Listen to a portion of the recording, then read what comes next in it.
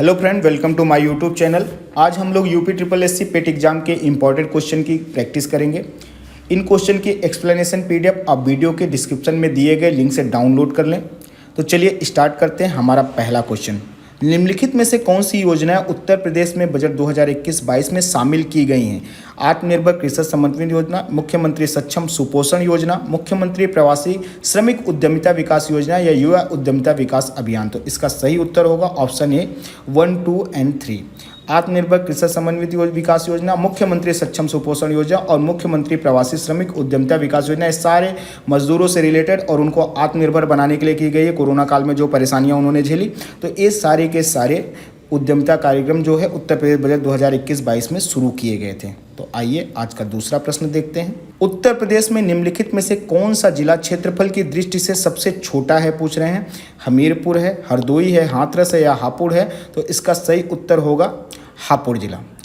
तो इसके बारे में थोड़ी सी जानकारी लेते हैं। हापुड़ जिला क्षेत्रफल के हिसाब से उत्तर प्रदेश का राज्य के 75 जिलों में सबसे छोटा है। यानी उत्तर प्रदेश में कितने जिले हैं? 75 जिले हैं। हापुड़ जिले का वर्ग मील बहुत कम है, 660 वर्ग मील में फैला हुआ है। साथ ही अगर हम दूसरे तरह से क्वेश्चन को देखे जाएं, जनसंख्या की दृष्टि से अगर उत्तर प्रदेश में सबसे छोटा जिला कौन सा है, तो उसका ऑप्शन चेंज हो जाएगा महोबा। क्योंकि महोबा में 2011 की जनगणना के अनुसार 8,75,968 की जनसंख्या, जो कि उत्तर प्रदेश के 75 जिलों में सबसे कम है। तो आइए आज का तीसरा प्रश्न देखते हैं। भारत में आपदा प्रबंधन के लिए राष्ट्रीय आपदा प्रबंधन डिवीजन गृह मंत्रालय में एक नोडल डिवीजन है। राष्ट्रीय आपदा प्रबंधन प्राधिकरण का पदेन अध्यक्ष कौन होता है? प्रधानमंत्री होते हैं, गृह मंत्री होते हैं, रक्षा मंत्री होते हैं, स्वास्थ्य एवं परिवार कल्याण मंत्री होते हैं। तो इसका सही उत्तर होगा प्रधानमंत्री। बिल्कुल भी कंफ्यूज नहीं होना है। राष्ट्रीय आपदा प्रबंधन अधिनियम 2005 के तहत भारत में आपदा प्रबंधन के राष्ट्रीय आपदा प्रबंधन डिवीजन तैयार किया है, जो कि गृह मंत्रालय के अधीन आता है। हालांकि ये इसके राष्ट्रीय अध्यक्ष जो हैं, जो कि इसके अध्यक्ष हुआ होते हैं पदेन अध्यक्ष प्रधानमंत्री होते हैं। आइए आज का चौथा प्रश्न देखते हैं। फ्लाई ऐश प्रदूषण होता है, किससे होता है? फ्लाई ऐश तेल शोधन से, उर्वरक शोधन से, ताप विद्युत संयंत्र से या खनन से? तो इसका सही उत्तर होगा ताप विद्युत संयंत्र। फ्लाई ऐश का निर्माण मुख्यतः कोयले के दहन से होता है। और हमको पता है कि जितने भी ताप विद्युत संयंत्र होते हैं हमारे भारत में, ज़्यादा करके बिजली उत्पादन है, तो उसमें कोयले का ही सबसे ज़्यादा प्रयोग किया जाता है। इसलिए फ्लाई ऐश प्रदूषण जो है एक बहुत ही बड़ी प्रदूषण की समस्या है भारत जैसे देशों में। तो आइए आज का पांचवा प्रश्न देखते हैं। एनटीपीसी की सिंगरौली स्थित इकाई के संदर्भ में निम्नलिखित में से कौन सा कथन सही है? यह छत्तीसगढ़ राज्य के उत्तरी भाग में स्थित है। यह एनटीपीसी की सबसे पुरानी इकाई। तो इसका सही उत्तर होगा केवल बी, क्योंकि यह एनटीपीसी जो है सिंगरौली स्थित इकाई मध्य प्रदेश राज्य के उत्तरी भाग में, ना कि छत्तीसगढ़ के। और साथ ही इसके बारे में जान लेते हैं, 1977 में जब इसकी स्थापना की गई तो ये एनटीपीसी का सबसे पुरानी इकाई कहाँ पे? सिंगरौली में स्थापित की गई थी। तो आइए क्वेश्चन नंबर 6 देखते हैं। निम्नलिखित में से कौन से आयोग या समिति की सिफारिश पर भारत में अंतर्राज्यीय परिषद की स्थापना की गई थी? पुंछी आयोग, राजमन्नार आयोग, कोठारी समिति या सरकारी आयोग? तो इसका सही उत्तर होगा सरकारी आयोग। तो सरकारी आयोग का गठन कब किया गया था? 1988 में इन्होंने ही ये सिफारिश की थी। हमारे न्यायमूर्ति आर्य सरकारिया की अध्यक्षता में इसे गठित किया गया था। और भारतीय संविधान में भी इसका उल्लेख है। संविधान का अनुच्छेद 263 एक अंतर्राज्यीय परिषद के गठन का प्रावधान करता है। और कभी भी पूछा जाए कि इसका गठन कौन करता है, तो इसका गठन हमारे राष्ट्रपति करते हैं। हमेशा याद रखना, इसका गठन हमारे राष्ट्रपति करते हैं। क्वेश्चन नंबर 7वां देखते हैं। स्टैचू ऑफ पीस भारत के किस राज्य में अवस्थित है? मध्य प्रदेश में, राजस्थान में, गुजरात में, हिमाचल प्रदेश में? तो इसका सही उत्तर होगा Rajasthan. Statue of peace Bharat के राजस्थान राज्य में स्थित है। और ये जैन भिक्षु विजय वल्लभ के 191वें जन्मदिन के अवसर पर इसका अनावरण किया गया। तो आइए क्वेश्चन नंबर 8 देखते हैं। निम्नलिखित में से कौन सा संविधान संशोधन अधिनियम जीएसटी वस्तु एवं सेवा कर नियमों के कार्यान्वयन के लिए आवश्यक प्रावधान करता है? 101वां संविधान संशोधन अधिनियम, 102वां संविधान संशोधन अधिनियम, 103वां संविधान संशोधन, 104वां? तो इसके बारे में थोड़ी सी जानकारी लेते हैं। क्वेश्चन नंबर इसका ऑप्शन सही होगा ए। और 101वां संविधान संशोधन नियम जो है कि जीएसटी एवं वस्तु एवं सेवा करों के नियमों के कार्यान्वयन के लिए आवश्यक प्रावधान करता है। यह लागू कब हुआ था? तो 1 जुलाई 2017 से लागू हुआ है, जो कि सारे के सारे आपके इनडायरेक्ट टैक्सेस जो थे वो सब इसमें शामिल कर लिए गए हैं। आइए आज का क्वेश्चन नंबर 9 देखते हैं।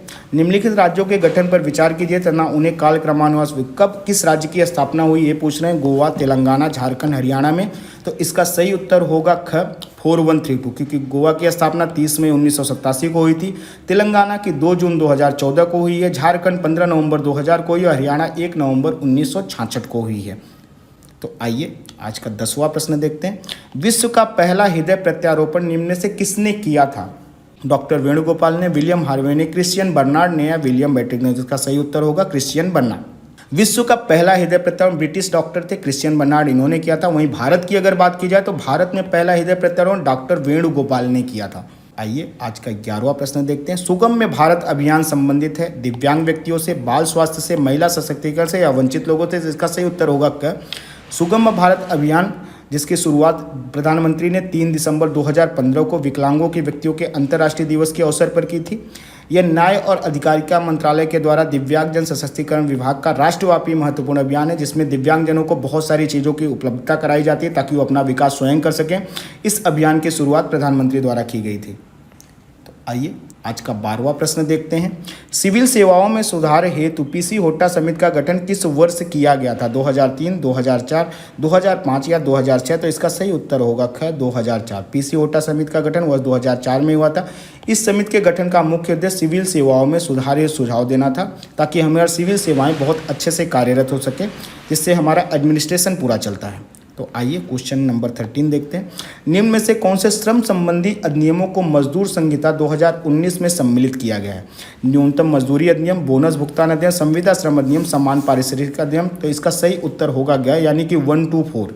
तो इसमें क्या है? न्यूनतम मजदूरी अधिनियम देना, यानी कि न्यूनतम से न्यूनतम मजदूरी डिसाइड कर दी गई, इससे कम आप नहीं दे सकते। बोनस का भुगतान करना जैसे कोई कार्यक्रम हो, साथ ही समान पारिश्रमिक अधिनियम, ये आप अपने डीपीएसपी में भी देख सकते हैं, directive principle of state policy, यानी कि राज्य के नीति निर्देशक सिद्धांत में भी दिया हुआ है। आर्टिकल 39A में भी कहा गया है कि समान कार्य के लिए समान वेतन दिया जाएगा, स्त्री पुरुष में कोई भेद नहीं किया जाएगा। तो आइए क्वेश्चन नंबर 14 देखते हैं। निम्नलिखित में से कौन सा अंटार्कटिका में भारत का अस्थायी और उसके द्वारा परिचालित अनुसंधान स्टेशन नहीं है? नहीं है पूछने, ध्यान देना। भारत और दक्षिण गंगोत्री, भारत और मैत्री, दक्षिण गंगोत्री और मैत्री। तो इसका सही उत्तर होगा भारत और आर्य। हम सबको पता है कि अंटार्कटिका में भारत का अस्थायी और उसके द्वारा परिचालित अनुसंधान स्टेशन भारतीय एवं मैत्री है। मैत्री अनुसंधान केंद्र अंटार्कटिका में भारत का दूसरा अनुसंधान केंद्र था। इसका निर्माण 1989 में किया गया था। और भारतीय अनुसंधान केंद्र अंटार्कटिका में भारत द्वारा स्थापित तीसरा अनुसंधान केंद्र, जो कि सबसे लेटेस्ट है अभी। तो आइए क्वेश्चन नंबर 15 देखते हैं। यहाँ पे ग्रंथ दिया हुआ है और साथ ही उसके रचयिता का आपको मिलान करना है, सुमेलन करना है। रागमाला, रसकौमुदी, राग विबोध, चतुर्दंडी प्रकाशिका और रोमनाथ वेंकटरमण, पुंडरीक विट्ठल और श्रीकंठ। तो इसका सही उत्तर होगा क्या? 3, 4, 1, 2, यानी कि रागमाला का कौन किसने रचयिता रहे? पुंडरीक विट्ठल। रसकौमुदी के कौन रचयिता रहे? श्रीकंठ। राग विबोध की रचयिता किसने की? सोमनाथ ने। और चतुर्दंडी प्रकाशिका की रचयिता कौन है? वेंकटरमण जी। यहाँ पे बेटा कुछ योजनाएं दी गई हैं और उसके साथ उसका प्रारंभिक वर्ष दिया गया है। तो योजना कब शुरू हुई? तो आम आदमी बीमा योजना, पीएम आत्मनिर्भर स्वास्थ्य योजना, प्रधानमंत्री जन आरोग्य योजना, प्रधानमंत्री सुरक्षा बीमा योजना। ऑप्शन दिए गए 2021, 2016, 2007 और 2018। आपको सूची सुमेलन करना है। तो इसका सही उत्तर होगा ग यानी 3142। आम आदमी बीमा योजना की शुरुआत 2007 में की गई थी। पीएम आत्मनिर्भर स्वस्थ भारत योजना की शुरुआत 2021 में की गई थी। प्रधानमंत्री जन आरोग्य योजना की शुरुआत 2018 में और प्रधानमंत्री सुरक्षा बीमा योजना की शुरुआत 2016 में की गई थी।